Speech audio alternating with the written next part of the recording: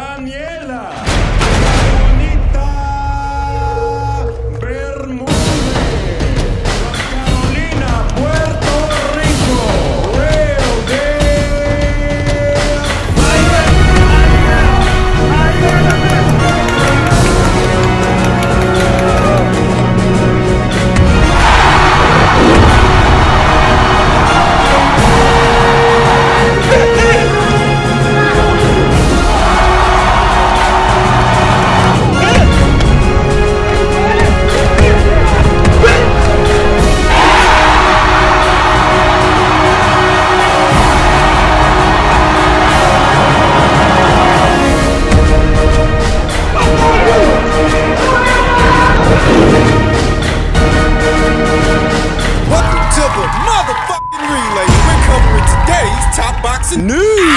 What's the relationship now?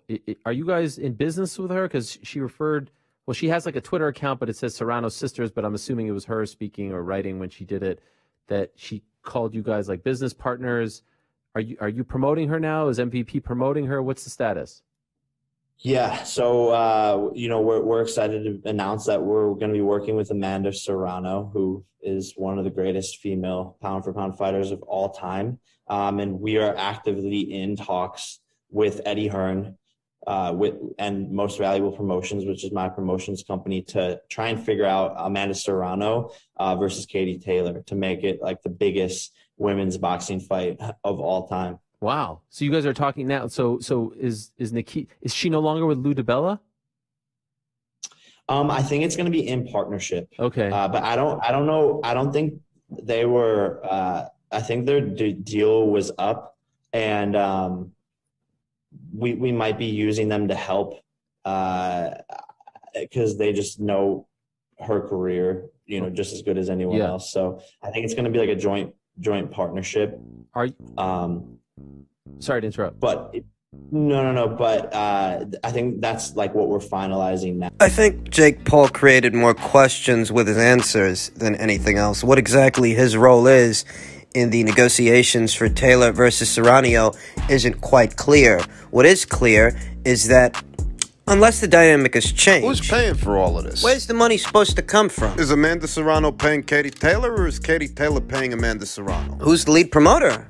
Jake Paul. Yeah, he says he has his own promotional company. I guess that Amanda Serrano is working with him to some degree, though she does still have a relationship with Lou DiBella. Sounds like Jake is helping her. It sounds like to some extent he is, though overall, the dynamic of everything, that hasn't changed. They're still relying on Matchroom and Katie Taylor to foot the bill. And so long as that's the case... What it sounds like. Eddie Hearn has already stated that some time has passed, some things have happened, and they're prepared to make Amanda Serrano a better offer than the initial offer that she walked away from. That much we know, and that's all well and good. And that they'd like to do the fight sometime next year. But I can only tell you now what I told you before.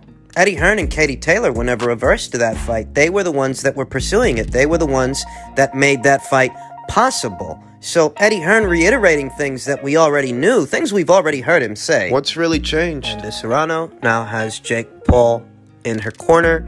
And as far as negotiations between her and Katie, I'm not sure what role, if any, he's actually playing. Though he does seem to be helping her by allowing her to fight on his undercards. I mean, the most that I derive from this conversation between Jake Paul and Ariel Helwani is that perhaps we can expect Amanda to fight on Jake Paul's next card, on the undercard of his next card moving forward, which could be against Tommy Fury. Sounds like we can expect her to make an appearance. Sounds like he's using his profile and his celebrity to help raise her profile and her celebrity, so that in turn, she can get a better offer from the Matchroom people. I mean, it sounds like if he's helping her do something, he's helping her do that. But I don't know how big a role Jake Paul does or doesn't play in negotiations, because I hardly think his promotional outfit would be the lead promoter for the fight. I hardly think that it's his people that would be the events coordinators when, you know... Showtime put together your last fight. And it was Triller 2 times before that. Before that, it was Matchroom. I mean...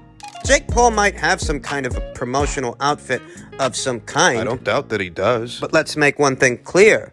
It's not a promotional outfit with the size and resources of a Matchroom, and I don't think that Jake Paul and Amanda Serrano are relying on his promotional outfit to foot the bill and make things happen. It sounds a lot like they're still relying on Matchroom to get things done, and if they are, then not much has changed. In other news, unbeaten super flyweight prospect based out of Las Vegas, Nevada, Zarina McCoy released her hit list of fighters she's targeting. Anybody that's got a belt. WBC champion Lourdes Suarez, WBO champion Miyo Yoshida, WBA champion Maribel Ramirez, and IBF champion Maciela Milagros Luján. So you can imagine these are the fighters that Zarina McCoy has in her crosshairs. These are the champions. Very soon, Zarina McCoy is going to be in action. We talked about that here on the channel early next month for what is an NBA title, a lesser title that I myself ain't familiar with, but obviously, that's not enough for Zarina. Zarina wants the big titles, the big fish. This is good. And this is the kind of ambition and moxie you want to see from a prospect that actually wants the fights, wants the smoke. I don't think Zarina right now, here today, is ready for a fight with Lourdes Suarez or Miyo Yoshida. I think they got a little bit too much experience for her right now.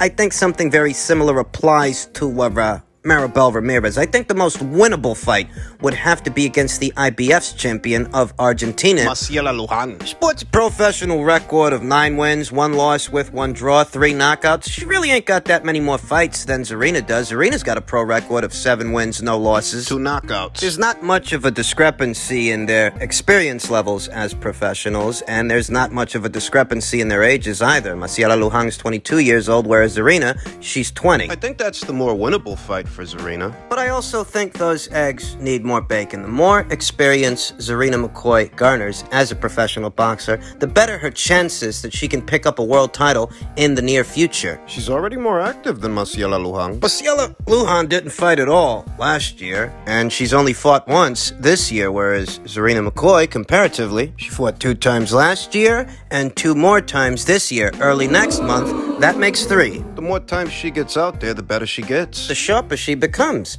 And in a few fights, she might actually be ready to take that IBF title away from Maciela Luján. Now, those other champions got a lot more pro experience. A lot more years in the game, whereas young Zarina McCoy debuted as a professional not that long ago in 2019. So those eggs definitely do need more bacon. But I think in a few fights, Zarina might be ready for Maciela at least.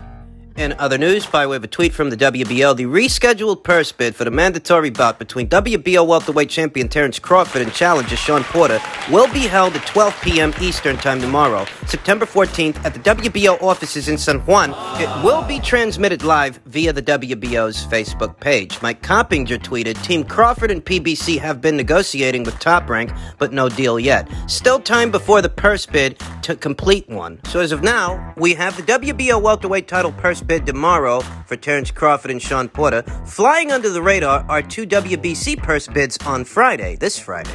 Artur Beterbiev versus Marcus Brown for the light heavyweight title, and Jaime Munguia versus Sergey Derevyanchenko in a middleweight title eliminator. And, you know, this purse bid really snuck up on me. I thought they had more time. I didn't realize that the date was fast approaching. Things have been looking encouraging. Just this morning, I saw an interview with Shawn Porter and Michelle Joy Phelps. Shawn, he seems to be on board with things. It seems to be something that he wants to do. He wants to fight Terence Crawford. Let's talk a bit about you. I know we're pressed for time, so I want to jump straight into it. Now, the rumor is or has it, that we got the fight between you and Terence Crawford coming? I love the rumors because I hear them after everybody else hears them. You know what I mean? So that is the rumor.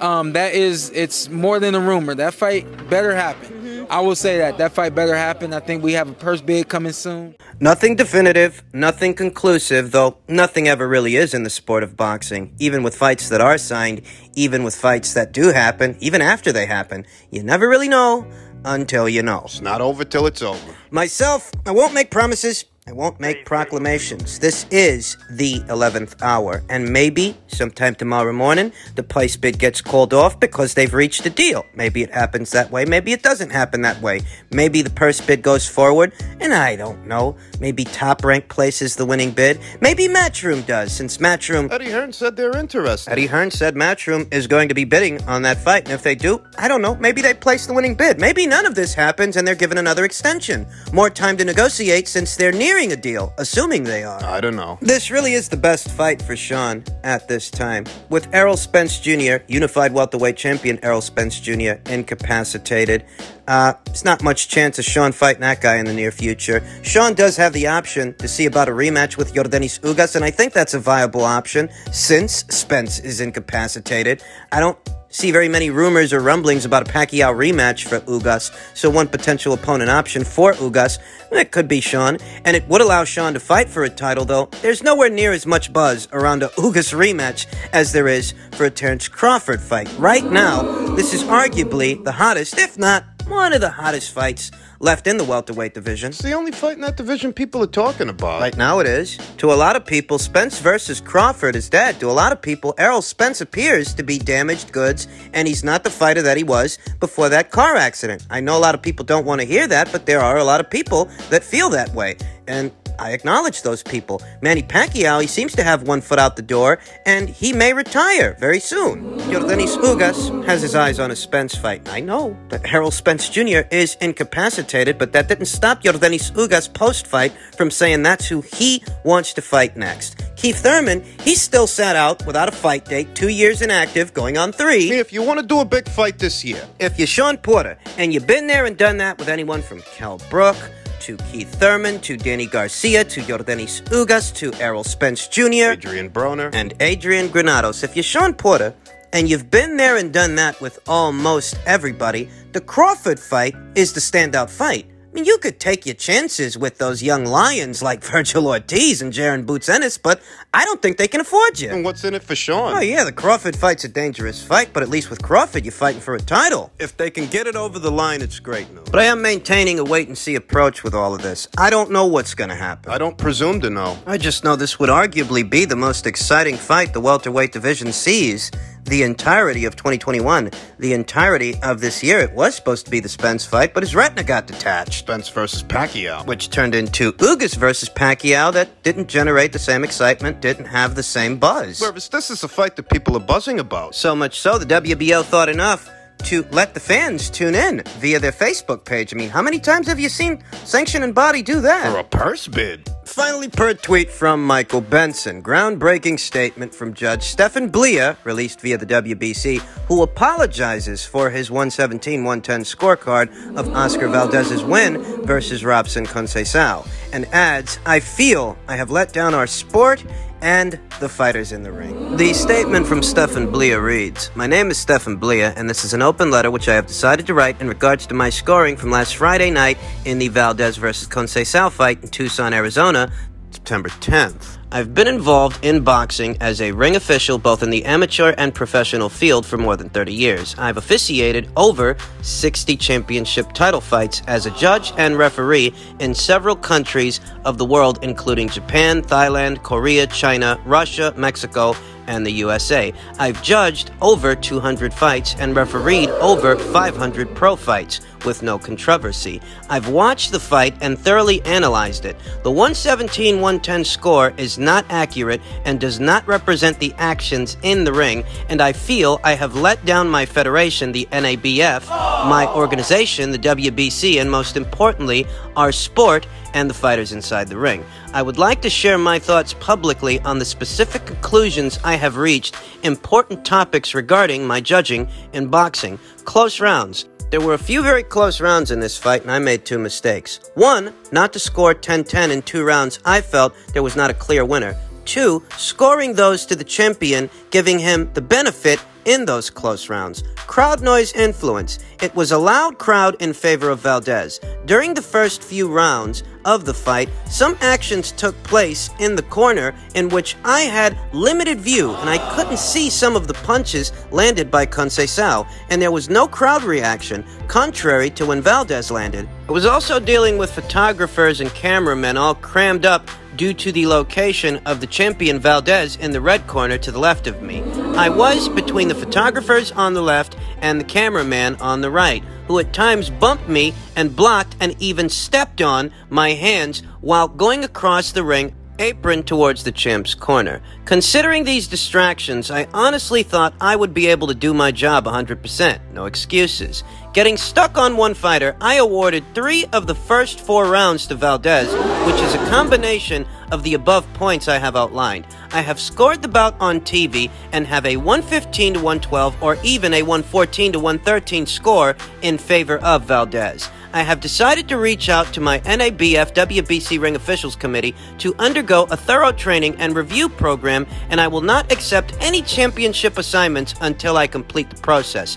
I'm an honorable man with profound love, knowledge, and respect to the sport. I'm sorry for having a bad night and having brought unnecessary controversy to such a sensational fight. Stefan Blea. So he's got it a lot closer than he had it the first time. I personally think that the judges watching the fight ringside should be swapped out for the judges watching the fight in an enclosed space, away from distractions, cameramen, people that might influence their decisions on how the fight is going. I think they should score the fight based on the broadcast and watch the fight from the vantage point provided by the cameraman. Gives you more inside the ring action to provide better scorecards. I think that watching the broadcast of a fight actually gives you more vantage points of the fight, thus more clarity as to what's really going on, as opposed to watching it ringside from only one vantage point that can be obstructed. So he still has Valdez winning the fight. And that's what's important. A lot of people might have overheard that, Stefan Blea, he apologized for his scorecard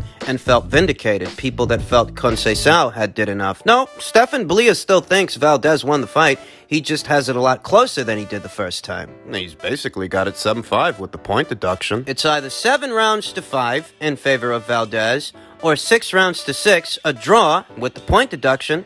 Fight still goes to Valdez. Now, scorecard seemed to me like an 8-4 to a 7-5 kind of fight. 8-4, factoring in human error. 7-5. All things even. I tell you guys all the time, what the judges are going to do with a close round is swing it to the A-side fighter, swing it to the champion. You should factor that into the equation when you're scoring a fight live and realize that how you might have it might not be how the judges have it, and that might be why. I saw 2 swing rounds. For me, I think those rounds were rounds 3 and 11. Close rounds, those 2. And if I were to swing both of those rounds to Conceição, as opposed to Oscar Valdez, what we'd have is a draw. A draw that's separated by the point deduction in the 9th round, making the fight a Valdez fight, which is how I had it scored anyway. I mean, essentially, it was close, it was competitive. And the controversy from the previous week certainly didn't help the situation. A lot of people who wanted to see Oscar Valdez lose and were rationalizing ways to do so, lambasting him. I don't think he looked good in that fight. He struggled. Though I do think that he did do enough to win based on the criteria that rounds are scored by and some conventional wisdom. I've seen robberies. But this wasn't one of them. What this was a very close fight, competitive fight that involved a guy a lot of people have a lot of hard feelings about, and that only added fuel to the fire. In a nutshell,